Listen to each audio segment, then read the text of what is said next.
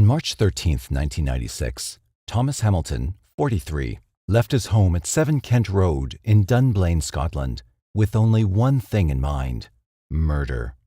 At about 9:30 a.m., he drove to the Dunblane Primary School with a pair of pliers, 4 handguns, and more than 700 rounds of ammunition. Once there, he cut the telephone wires on a nearby pole and then proceeded with weapons in hand to a side entrance of the school. Hamilton burst into the assembly hall, where a class of 5- and 6-year-old children were having gym lessons, and opened fire. He first shot at several of the teachers. Hamilton then turned his guns on the frightened children and shot at them as they tried to scramble to safety under chairs and inside closets. Screams echoed through the gymnasium as tiny bodies sunk to the floor in pools of blood. Hamilton momentarily stepped outside the gym into a hallway where there were other classrooms and opened fire again. Several more people were struck down before Hamilton returned to the gym and began shooting again. He then put the gun into his mouth and pulled the trigger. He died instantaneously, leaving behind a ghastly trail of death and devastation. The brutal rampage left 17 people murdered, including 1 teacher and 16 children. Another 17 would survive the horrifying incident, but would be haunted with nightmares for the rest of their lives. The sleepy rural town was forever changed by the horrors of that day. It was considered one of the deadliest massacres in recent history. Families of the victims and community residents were shocked by the senseless slaughter that claimed so many innocent lives and scarred the survivors, physically and emotionally. According to John Smith's March 1996 article for The People, of the thousands of cards sent to the school to commemorate those who had died, one best described what was on most people's minds. Why them? Why them? Unfortunately, the only one who could answer the question was dead. All the authorities could do was look back into Hamilton's life and search for possible clues. They hoped that some insight into his character might help them prevent such a massacre from ever happening again. What they learned about Hamilton was troubling. Thomas Hamilton was born on May 10, 1952, at Glasgow Maternity Hospital in Scotland. At the time of his birth, his parents, Thomas Watt and Agnes Graham Hamilton, were already divorced. They had been married for only 1.5 years. According to Kevin Manzi's March 1996 article in the Scottish Daily Record and Sunday, Watt left his family for another woman while Agnes was pregnant. Consequently, Hamilton never got a chance to get to know his natural father. Agnes, who worked as a hotel chambermaid at the time, had difficulty making ends meet. She decided to move in with her adoptive parents in Cranell, Scotland. She hoped that she could save some money and provide a stable family environment for her son while there. When Hamilton was 2, his grandparents adopted him. Thinking it would be in the child's best interest, they led him to believe that they were his natural parents. Hamilton was also told that his biological mother was actually his sister, a story which he believed until he was told the truth in 1974. Hamilton lived with his grandparents in Glasgow's East End until they moved to Stirling when he was 12 years old. He later moved with his grandparents to a house on Kent Road. While there, Hamilton attended the local schools and performed well academically. However, his real interests as a teenager were divided between an area rifle club and the Boys' Brigade. His fascination with guns and the Boys' Club preoccupied him for most of his teenage years and his adult life. In fact, his hobbies became a kind of obsession. When Hamilton was in his mid-20s, he obtained a firearms certificate and started collecting firearms. In 1977 alone, he bought and sold 5 guns. He continued to buy even more as the years progressed. Moreover, to enhance his firing skills, he became a member of several area gun clubs where he would diligently practice. Hamilton also became increasingly involved in the Boy Scouts during the 1970s. In 1973, he was appointed an assistant scout leader of a Stirling scout troop. During that time, there were several serious complaints made against him, which cast doubt on his leadership abilities. That winter, Hamilton took a scouting troop made up of about a dozen boys to the Scottish Highlands of Aviemore. When they arrived there, their van broke down. With no lodging in sight, Hamilton and the boys were forced to spend the night huddled together in the vehicle in freezing temperatures. Several weeks later, Hamilton led another troop of scouts on a winter expedition, which was meant to test the youngsters' survival abilities. However, Hamilton's test went far beyond the scouting limits, to the point of danger. Many of the young boys returned home wet and suffering from mild hypothermia. The boys' parents and scout leaders were outraged by Hamilton's recklessness. The county and district commissioners asked Hamilton to resign. Yet Hamilton didn't think he did anything wrong and was angered that his leadership abilities were thrown into question. Consequently, he fired off several letters of complaint to Scotland's Scout Association and headquarters. He even demanded an inquiry into the events. However, there was no getting around the fact that Hamilton jeopardized the boys' safety, and he was eventually forced to tender his resignation. With more time on his hands, Hamilton spent much of it working at his do-it-yourself shop, Woodcraft, which he established in 1972. Yet, after a while, his business started to collapse as product sales decreased. Then he turned his attention towards establishing a new business. Hamilton decided to set up a series of boys' clubs in and around Stirling and Dunblane. The projects preoccupied him for the remainder of his short life. They would also lead to the destruction of his reputation within the community. Hamilton started up a number of boys' clubs throughout the 1970s and 1980s, many of which targeted children between the ages of 7 and 11. He often rented out or borrowed space at local schools or gymnasiums, where he organized a wide range of club activities, such as football, gymnastics, swimming, and target practice. Hamilton's clubs were often popular and attracted many members. However, over time, membership rapidly declined because of his increasingly strange behavior. Many of the boys who attended the clubs complained that Hamilton often drilled them like a sadistic boot camp instructor. He would make the boys do things that made them feel uncomfortable and would pay them off to keep them quiet. The complaints were so numerous that local police investigated Hamilton's clubs. Jonathan Russell wrote in his March 1996 article for The Mirror that Hamilton enjoyed disciplining his boys and expected them to obey his every command. Russell further stated that one of the boys' mothers complained that they were forced to rub suntan oil all over Hamilton's naked body as he writhed and groaned in ecstasy. As the complaints streamed in, it became increasingly clear that Hamilton was a pervert. Hamilton was proud of his boys. He was so full of pride that his house was adorned with pictures of them in scant bathing suits, which he demanded they wear. However, when the police investigated his residence following the many complaints, they were unable to find any clear evidence that proved he was doing anything unlawful. Russell quoted a former police constable who said that the pictures were not considered pornographic because the boys had their pants on. Just as disconcerting was the fact that Hamilton not only engaged in perverted activities with the boys, but he also taught many of them to use rifles and handguns during summer camping trips. Paul Gilfeather's March 1996 article in the Scottish Daily Record and Sunday suggested that the youngsters were sometimes dropped off on an island, supplied with guns, and encouraged to shoot at any animal they saw. Gilfeather also reported that evening activities during the trips consisted of the boys being whipped with a steel rod before having lotion rubbed into their bodies. One of the boys quoted in the article claimed that that's the only time Hamilton touched us, but he would rub the lotion on us really hard. Then he paid the boys to keep quiet. Hamilton's behavior facilitated rumors that he was a depraved pedophile. A Scotsman News article by Dan McDougall indicated that Detective Sergeant Paul Hughes, the former head of Central Scotland Police's Child Protection Unit, wrote a damning report in which he recommended that Hamilton's gun license be revoked because of his unsavory character and unstable personality. However, no action was taken because there was no concrete evidence of any wrongdoing. Thus, he was free to continue running his boys' clubs.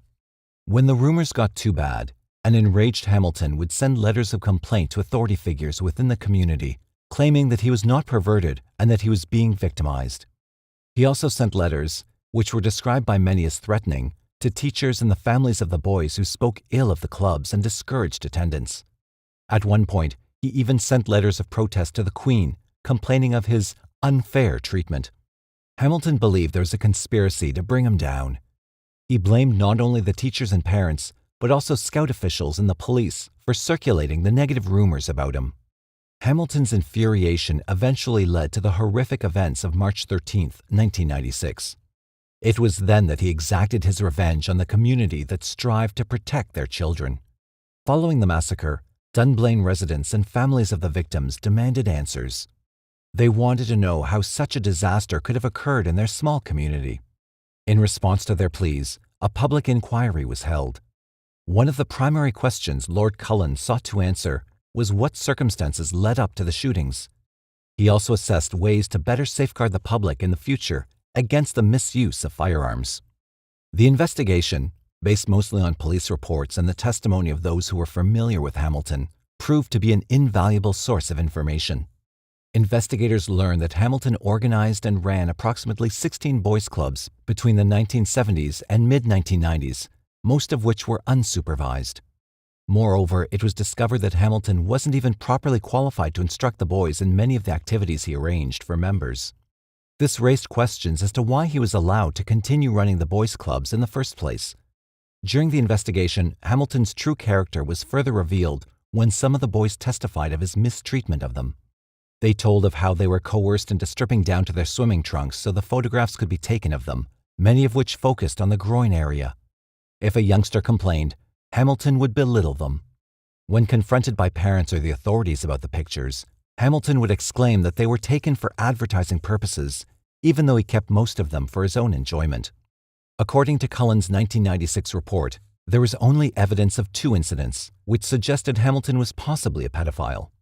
He stated that a 12-year-old testified that Hamilton sat down close to him and rubbed him on the inside of his leg. Yet the incident was brushed aside and no report was ever filed. Cullen stated that another 12-year-old boy testified anonymously that he was sexually abused. The boy claimed that Hamilton inappropriately touched his private parts and anally assaulted him with his fingers. However, Cullen had difficulty accepting the testimony because he did not have an opportunity to cross-examine the boy, who had in the past been convicted of a serious crime of dishonesty. During the inquiry, evidence was brought forth which suggested that Hamilton planned the school massacre well in advance. Less than 6 months prior to the shooting, Hamilton purchased more guns and ammunition than ever before. His attendance at gun clubs drastically increased as he spent countless hours trying to improve his shooting accuracy. It was likely that Hamilton was preparing in advance to carry out his murderous rampage. According to a June 1996 Scottish Daily Record and Sunday article by Alison McLaughlin, Hamilton might have even been planning the school shooting 2 years prior to the actual event. Moreover, there was evidence that he sought to exact his revenge on not just the one class, but on as many as 4 classes. The proof came in the way of written testimony given by an anonymous 9-year-old boy who had previously been a member at one of Hamilton's clubs. McLaughlin said that Hamilton quizzed the boy every week for 2 years about the layout of the gym and the school routine. Hamilton allegedly asked specific information, such as direction around the school and to the gym, when grades 1 to 4 assembled in the gym, how many fire exits there were, and other details concerning the daily routines of the school. Hamilton questioned the boy up until a week before the massacre. Those who spoke with Hamilton in the days leading up to the shootings claimed that he didn't act out of character immediately prior to the event. Russell quoted Hamilton's mother, who said that when she saw her son the night before the shootings, he seemed all right. He allegedly gave no indication of what he was going to do the following day. One of the first to arrive at the tragic scene was Dunblane Primary School's headmaster, Ron Taylor, who was quickly followed by school staff members. What they witnessed was so heart-wrenching and horrific that it defied comprehension. Yet, they could not let their emotions hinder what had to be done. The staff was immediately thrown into action, trying to help the children and teachers. They tended to the wounds of the injured and comforted the dying until emergency personnel arrived approximately 15 minutes later. According to Raymond Notarangelo's article in the Mirror, when they happened upon the body of teacher Mrs. Gwen Mayer, 45, it appeared as if she'd been trying to shield youngsters from the gunfire. In fact, she had given her life to protect as many as she could. 2 other teachers, including Mrs. Mary Blake and Mrs. Eileen Harold, were also in the gym at the time of the shooting. As the bullets rained down upon them, the women desperately tried to shield the children, even though they too had suffered serious gunshot wounds. It's likely there would have been more casualties if it were not for their heroism. Moments later, ambulance crews and police converged on the school. Doctors and paramedics treated many at the scene, and others with more severe wounds were rushed to the Stirling Royal Infirmary for immediate treatment. The police cordoned off the area to ensure that emergency personnel could get through easily. Amidst the chaos, frantic parents crowded around the school, wondering if their children were amongst the dead or wounded. Most didn't hear any news about the fate of their kin until later that afternoon. The police wanted to be sure that they had an accurate listing of the wounded or dead before they revealed any information. The waiting was unbearable. According to USA Today, one mother was so desperate that she broke through the police lines and ran into the school. The woman fainted on the gym floor when she found her dead daughter, who had been shot in the neck. She was one of many whose lives were torn apart by the senseless tragedy. A March 1996 Scottish Daily Record and Sunday article recorded that pathologist Anthony Busuttil was put in charge of organizing the grim task of examining those who had perished in the massacre and informing the families of their deaths. Most of the victims suffered from 1 to 7 gunshot wounds, and the severity of the injuries was worse than anything he'd ever seen. Professor Busuttil was also in charge of performing a postmortem on Hamilton. According to the Scottish Daily Record and Sunday, he conducted extensive tests to find any clues as to why Hamilton committed such a ghastly crime. He looked for evidence of a brain tumor, alcohol, drugs, viral infection, and even lead poisoning.